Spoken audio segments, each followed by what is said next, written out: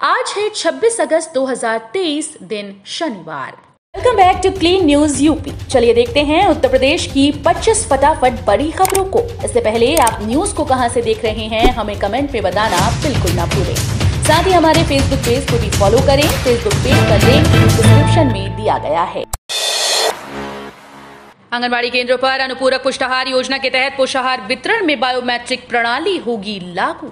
योगी सरकार ने प्रदेश की बाल विकास परियोजनाओं के तहत संचालित आंगनबाड़ी और मिनी आंगनबाड़ी केंद्रों पर अनुपूरक पुष्टाहार योजना के तहत पोषाहार वितरण को और सुदृढ़ तथा पारदर्शी बनाने के लिए बायोमेट्रिक्स प्रणाली लागू किए का निर्णय किया है।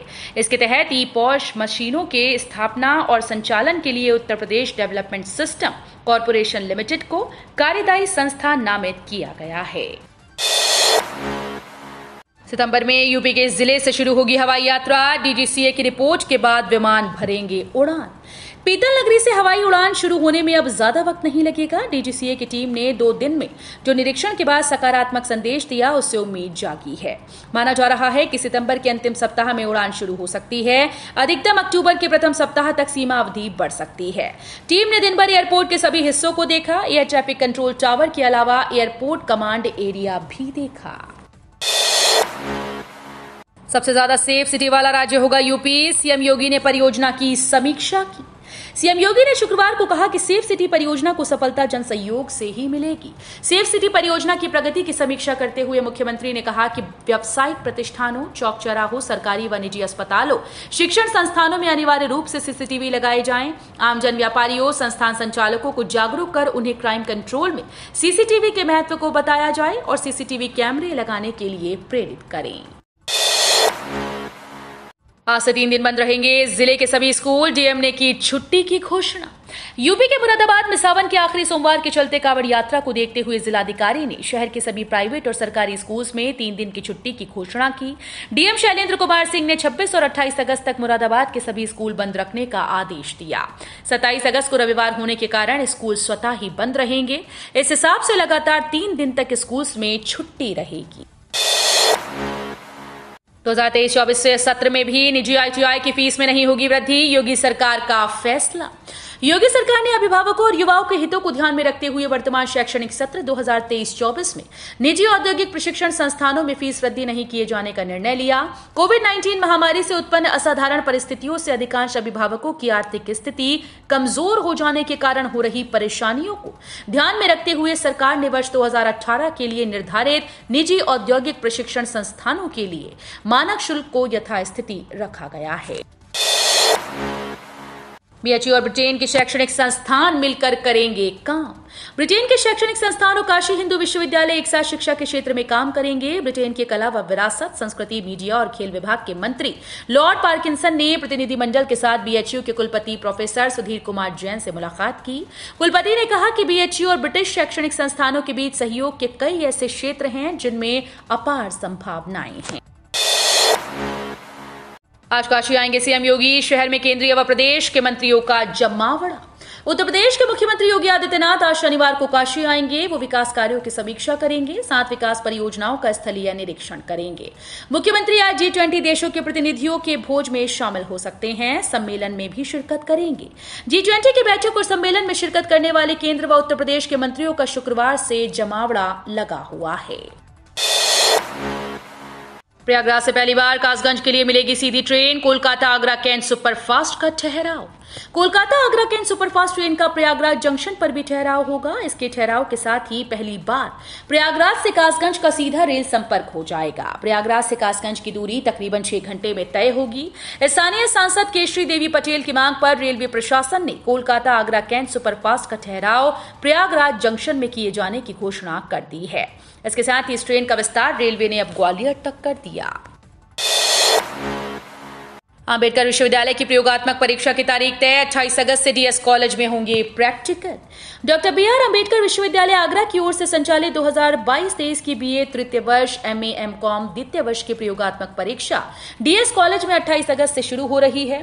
प्रयोगात्मक परीक्षा के समन्वयक प्रोफेसर सुनीता गुप्ता ने बताया कि बीए तृतीय वर्ष की चित्रकला की प्रयोगात्मक परीक्षा 28 अगस्त को होगी। मनोविज्ञान की 4 सितंबर को, सैन्य विज्ञान की 9, भूगोल बैच 1 की 2, भूगोल बैच 2 की 1 को, MA द्वितीय वर्ष हिंदी की 1 को, अंग्रेजी भूगोल की 4 को, सैन्य विज्ञान की 9 को, चित्रकला की 28, 29 अगस्त, 1 व 2 सितंबर को, मनोविज्ञान की 25 अगस्त को और MCOM द्वितीय वर्ष सभी ग्रुप की प्रयोगात्मक परीक्षा 4 सितंबर को होगी। राम मंदिर के उद्घाटन के दिन मनाई जाएगी दिवाली, हर घर मंदिर में 5 दिए जलाने की होगी अपील। अयोध्या में भगवान राम के मंदिर के उद्घाटन के दिन पूरे देश में दिवाली मनाई जाएगी। उद्घाटन के समय अयोध्या के राम मंदिर के साथ साथ देश के सभी मंदिरों में पूजा पाठ किया जाएगा। शाम के समय सभी मंदिरों में दीपोत्सव कार्यक्रम कर दीपावली मनाई जाएगी। यूपी में नगर निगम नगर पालिका में बम्पर भर्ती। लोकसभा चुनाव के पहले राज्य सरकार नगर निकायों में खाली पदों को भरने की तैयारी कर रही है। इसके तहत नगर निगम और नगर पालिका में बम्पर भर्ती की जाएगी। जानकार के मुताबिक नगर निकायों में विभिन्न संवर्ग के खाली 1339 पदों पर नियुक्ति के लिए जल्द भर्ती की प्रक्रिया शुरू की जाएगी। इसमें से 920 पद सीधी भर्ती से भरे जाएंगे। बाकी 419 पदों को पदोन्नति यानी प्रमोशन के जरिए भरा जाना है। इसमें राजस्व, इंजीनियरिंग, लिपिक, लेखा, ऑडिट, उद्यान, स्वास्थ्य और पशु कल्याण संवर्ग के अधिकारी और कर्मचारियों के पद शामिल हैं। प्रयागराज में नगर निगम की घोषित की हाउस टैक्स की दरें। नगर निगम की ओर से विस्तारित क्षेत्रों के भवनों पर गृह कर की दर निर्धारित कर दी गई। इन क्षेत्रों में 10 पैसे से लेकर 4 रुपए प्रति वर्ग फीट की दर से गृह कर लगाया जाएगा। जहां पर मूलभूत सुविधा अभी तक नगर निगम की ओर से उपलब्ध नहीं कराई गई, वहां पर गृह कर लगभग 3 वर्षों तक नहीं लिया जाएगा। आगरा में रात गुजार करने की तैयारी। आगरा के ताजमहल आने वाले पर्यटकों के रात्रि प्रवास के लिए ताजखेमा, शिल्पग्राम व सदर बाजार रात में गुलजार होंगे। सांस्कृतिक प्रस्तुतियां होंगी, नाइट बाजार सजेगा। मंडलायुक्त ने पर्यटन योजनाओं की समीक्षा के बाद अधिकारियों को नाइट कल्चर विकसित करने के निर्देश दिए हैं। पराली से होगी किसानों की कमाई, केंद्र की योजना से होगा यूपी के किसानों को लाभ। खरीफ और रबी की प्रमुख फसल क्रमशः धान और गेहूं की कटाई के बाद अमूमन अगली फसल की तैयारी के लिए किसान इन फसलों के अवशेष पराली ठूंठ को जलाते हैं। हालांकि जागरूकता और सख्ती के कारण इसमें खासी कमी आई है, पर योगी सरकार इस पराली को किसानों की आय का जरिया बनाकर इस समस्या का स्थायी हल चाहती है। पिछले साल जैव ऊर्जा नीति से इसकी भूमिका तैयार हो गई थी। यूपी सरकार का बड़ा फैसला, एक सिलेंडर की लागत 914.50 रुपए होगी। यूपी सरकार उज्ज्वला योजना की 1.75 करोड़ लाभ लेने वाले लोगों को 2 निःशुल्क LPG सिलेंडर प्रदान करने के स्थान पर उनके बैंक अकाउंट में पैसे डालने के बारे में सोच रही है। एक सिलेंडर की लागत 914.50 रुपए होगी। पहली किस्त भेजने की योजना इसी दिवाली पर बनाई जा रही है। इस प्रक्रिया के लिए इस योजना का लाभ लेने वाले लोगों के बैंक खाते को आधार से जोड़ने का काम तेज रफ्तार से करने को कहा गया है। घोसी उपचुनाव की वोटिंग से पहले शिवपाल यादव का बड़ा दावा, ओम प्रकाश राजभर पर कसा तंज। लोकसभा चुनाव 2024 को लेकर देश भर में सभी पार्टीज ने कमर कस ली है। वहीं लोकसभा चुनाव से पहले उत्तर प्रदेश में होने जा रहे मऊ जिले की घोसी विधानसभा सीट पर उपचुनाव को लेकर सपा और बीजेपी की कड़ी टक्कर देखने को मिल रही है। सपा के राष्ट्रीय महासचिव शिवपाल यादव ने शुक्रवार की सुबह रोडवेज के समीप होटल में प्रेस वार्ता कर घोसी में उपचुनाव में भारी बहुमत से जीत का दावा किया। साथ ही उन्होंने अपने पुराने साथी दारा सिंह चौहान और सुहेल देव भारतीय समाज पार्टी अध्यक्ष ओम प्रकाश राजभर को दल बदलू बताया। यूपीआई के लिमिट में फिर से आरबीआई ने किया बदलाव। नए लिमिट कल से सारे ऐप पर लागू होंगी। इंटरनेट से वंचित या कमजोर सिग्नल स्थानों पर रहने वाले लोग अब यूपीआई लाइट वॉलेट के माध्यम से 500 रुपए तक की ऑफलाइन भुगतान कर सकेंगे। यहाँ यूपीआई लाइट का अर्थ है ऐसा वॉलेट जिसे आप बिना इंटरनेट के भी इस्तेमाल कर सकते हैं। भारतीय रिजर्व बैंक ने इसके लिए बृहस्पतिवार को यूपीआई लाइट वॉलेट के माध्यम से ऑफलाइन भुगतान की अधिकतम राशि को 200 से बढ़ाकर 500 रुपए कर दिया है। बीटेक, बी फार्मा और एमसीए की बची सीट्स पर सीधे दाखिले की अंतिम तिथि बढ़ी। लखनऊ विश्वविद्यालय के इंजीनियरिंग संस्थान में बीटेक, बी फार्मा और एमसीए में सीधे दाखिले के लिए आवेदन करने की अंतिम तारीख बढ़ा दी गई। अब विद्यार्थी 2 सितंबर तक आवेदन कर सकेंगे। एलयू के इंजीनियरिंग और तकनीकी संकाय में B Tech, B pharma, MCA lateral entry के जरिए बीटेक, बी फार्मा के दूसरे वर्ष में प्रवेश के लिए आवेदन किए जा रहे हैं, जिसमें अब आवेदन करने की अंतिम तारीख 2 सितंबर तय कर दी गई है। 8 घंटे में 14 सेंटीमीटर बढ़ गया राप्ती का पानी। नेपाल की बारिश बनी वजह। नेपाल में नदियों के कैचमेंट एरिया में होने वाली बारिश का असर नजर आने लगा है। महज 8 घंटे में राप्ती नदी का पानी 14 सेंटीमीटर बढ़ गया।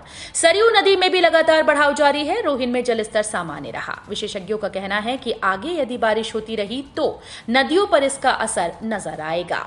हाल के दिनों में मौसम का मिजाज बदला है। नेपाल के पहाड़ों से लेकर मैदानी इलाकों में थम थम कर बारिश हो रही है। चंद्रयान 3 के बाद अब मिशन आदित्य से जुड़ेंगे यूपी के वैज्ञानिक अर्पित। चंद्रयान 3 के लॉन्चिंग में अहम योगदान करने वाले इसरो के वैज्ञानिक अर्पित पांडे अब सूर्य के मिशन आदित्य से जुड़ेंगे। प्रयागराज के जार्ज टाउन निवासी रेलवे विकास निगम लिमिटेड में deputy general manager Kripashankar Pande के छोटे बेटे अर्पित पांडे सूर्य से निकलने वाली किरणों का अध्ययन करेंगे। इसरो ने अर्पित को महत्वपूर्ण जिम्मेदारी सौंपी है। चंद्रयान 3 के बाद अब मिशन आदित्य से शहर के वैज्ञानिक अर्पित के जुड़ने की खबर से उनके घर और प्रयागराज में गर्व का माहौल है।